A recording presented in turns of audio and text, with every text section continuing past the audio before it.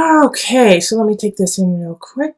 We do have two people showing up in this reading in the reverse. The Page of Swords, which is often an air sign, so Aquarius, Gemini, Libra, and then also the King of Cups, who is water sign, so Cancer, Scorpio, Pisces energy, and they're both in the reverse and they're right next to each other. So I get this feeling like they may be working together against you, or they may be working together and you're like a third party to them. So it could be in relationship. You could be the person on the side and you don't know it, or but more so like the Page of Swords energy is young, is very young. So this could be a child, and then the King of Cups, an adult. So you could be seeing somebody who has a child, or it could be your partner if you have a child with them. But also, I do see this dynamic at work where it's like you're working with someone maybe over a project you adore, or you are working with a project with two other people, and they see eye to eye, but you don't see eye to eye with either of them. And the thing is they're in the reverse, so they're not working in their highest energy. They're actually working kind of in a conniving, deceitful way. Like the Page of Swords, might just call you names and be really immature and be like, oh, are you a slowy slowpoke? Like that is what a 5-year-old would say. And we're working at a corporation. So, this Page of Swords you could find really annoying. And then the King of Cups energy could be really moody, could be emotionally all over the place, could be really like, oh, I love you, you were such a great person, and then flip on you the next minute and be like, why don't you care about me? You're never there for me.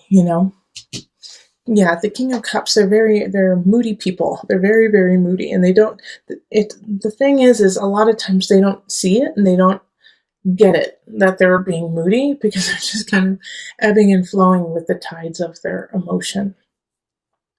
But the reason why these two are the first thing I focused on is just what is around them, what is around them here. We have Death, Three of Pentacles reversed, the World, and Six of Cups. And so you're going to have to make some decisions. You're going to have to make some decisions on how much influence they have in your life, how much influence they're going to have in your future, and if what they have to say really reflects who you are. Okay, Three of Pentacles.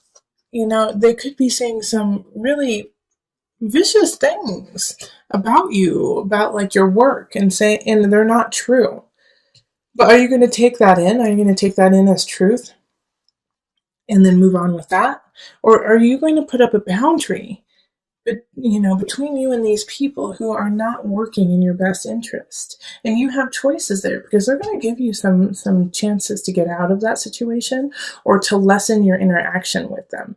And it's going to be up to you to jump on that. Instead of, I do feel like some Sagittarius people are going to feel like they have something to prove, like they can handle these two. And so they're going to be like, no, I'm not stepping out. I'm going to, you Sagittarius, you guys are going to, try to puff up your feathers and be like, I'm not stepping down.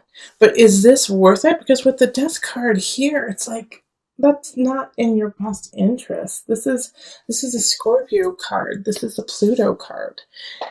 Death being here is like, yeah, no, look a little deeper. Like, this is not what it's truly on the surface.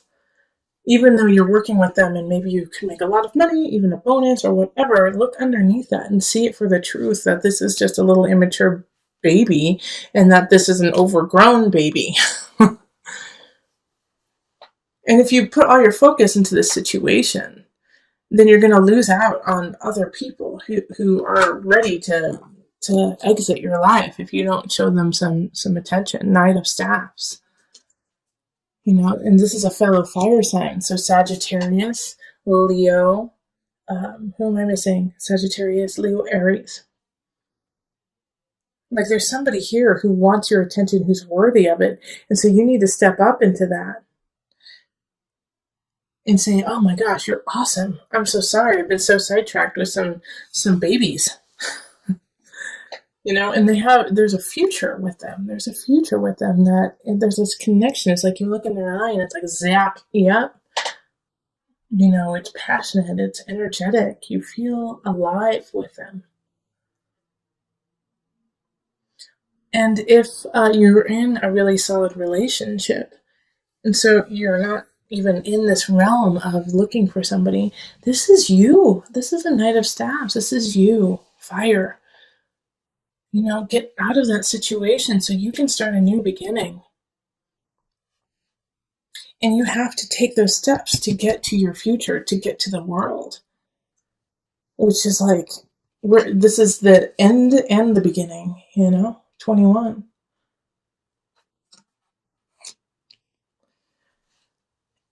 And I love that the world right here is linked with the Wheel of Fortune. Okay? Like you have to see the Knight of Staves is turning their back on all of this. Turning their back on what is happening here with this malarkey, with these two people. And going off on their own adventure. You have to let this die. Okay? So that you can come down to the Wheel of Fortune.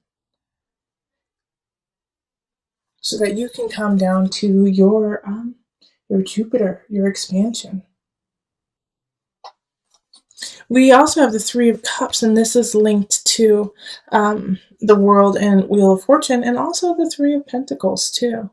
And I can totally see why it's linked here, because you have to, once again, create that boundary, because they're going to try to sway you out of your future, these two people. They're going to say, no, you can't do it. You're not worth it. You need us. You need us to be successful. And you can't take that in. You have to let that go in order to get to your joy and your Wheel of Fortune and your celebration. And I do want to put a spin on this too, that it's not just work. I do feel like for a lot of you guys that it's going to be in a work situation, but this could be in a family dynamic. Like this could be sisters, a sister and brother. This could be mother, father, who are just breathing down your neck on what you need to be and who you need to be and what you need to do. So just pay attention to if you start to feel smaller, if you start to feel like, well, I can't do it. No, I'm not good enough. Figure out, like, take stock in that and be like, where did that come from? Where did that self-doubt come from? Who seeded that within me? Bing, bing, bing, bing, bing. Page of Swords, King of Cups. This could be a spouse and a child, This could be your husband, wife, and your son or daughter. Not saying that they're bad and that you need to cut them out, but you do need to sometimes create boundaries even in the family setting so that they do not rule over your soul. Okay, so we're going to pull from the Mother Wisdom deck for some added guidance. Mountain Presence. The same cards keep popping up in the Mother Wisdom deck. I'm pretty sure another sign got this. Mountain. All right, let me read you just a tidbit from it. But stay strong like a mountain. And presence. This really speaks to also the collective reading of looking forward. Children live like the Buddha. For them, the present moment is the only moment. They embrace what life offers breath by breath. One moment a child may be awash in tears and the next chasing a butterfly. With each experience of the present, we too have the opportunity to be more fully alive. Where are you in the here and now? Are you worrying about a note that came home from your son, or have you escaped into a fantasy of another kind of life? If so, Mountain asks that you return to the present. Presence gives us a much-needed still point. Shifting seasons and fleeting lives circle Mountain's immovable mass.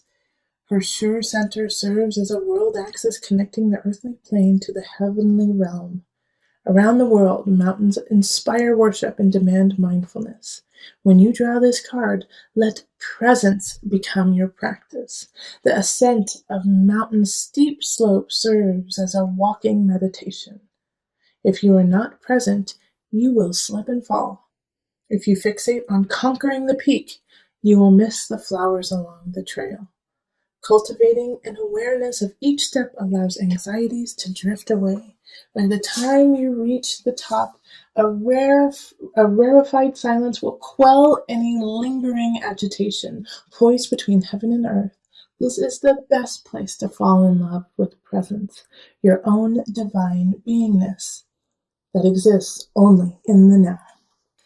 Okay, but we have the Queen of Pentacles, and they're, the center of the remainder of November. So this is an Earth sign, Virgo, Taurus, Capricorn energy. And since I picked this extra card, the gift, I really feel like they're a gift to you. They're going to kind of help you in connecting yourself to a new beginning, a financial wealth beginning, something that, could create a new future for you. But however, the only way that this is going to come in is if you don't stand idle with fear. Okay, the Nine of Swords is looking at fear, taking it, being right in front of it and dealing with it instead of standing frozen. Don't freeze up, unless you're planning. Take time to plan. I love planning. I have a lot of Virgo. But the Nine of Swords is like you can't freeze in the face of fear. And the Queen of Pentacles, I think, may be offering you a situation, a new job, a new relationship that will lead to a plethora of abundance. But you have to take the first step. Nine of Swords. Even though you're scared, you're going to have to quit that job. Even though you're scared, you're going to have to finish that project and move on. Ten of Swords it's an ending. There's something happening in career and work. And if you listen to my November reading for you, then you would have known that I focused a lot about work and relationships within the work environment. And so this is saying, yeah, it's time to let it go. Something's not working. You gotta cut ties so that you can have this gift come in. And I know it's going to be hard because in relationship, there's some people who don't have your back, who are not like, okay, follow your heart, follow your dream, go for it. They're like, why the hell would you leave such a good job? You've got benefits. It's 9 to 5. It's easy to do. Why would you leave it? You're throwing away a good situation. And, there's always going to be somebody who's against you. There's always going to be somebody who's against what you believe and what you need to happen in your life. Now, with this, though, as you are leaving, this is the Virgo in me talking to you, and maybe I am your Queen of Pentacles right now, like, go for it. However, make a plan. However, when you leave, don't leave willy-nilly and be like, oh, I'm just going to leave it. Come 100% up to Source. Source gave you a body. Source gave you a mind. Source gave you a heart and intellect. Use it. Okay? When people say, it does kind of drive me crazy when people are like, I'm just going to leave it up to God. If this is your life and God gave you this beautiful vessel and gave you this beautiful heart and this beautiful mind and this beautiful spirit, how dare you not use it? How dare you stand idly by and just be almost passive, be, I hate to say it, lazy? God didn't give you this vessel to sit around. God gave you this vessel to make a change, make a positive shift for you and around everyone around you. So don't slap God in the face by saying, I leave it to you. I'm not going to do anything. No, step up. Listen to your heart. I always say that. Listen to your spirit. Let God guide you into action. Okay, that is so important. That's why this gift is popping up. You have been given this gift of you, this gift of being. What are you going to do with it? Because you have a new beginning happening, but if you're too scared to look it in the face and actually take the first step forward, it will be taken away from you. All right, so let's call on the angel cards just to wrap it up and bring it all together.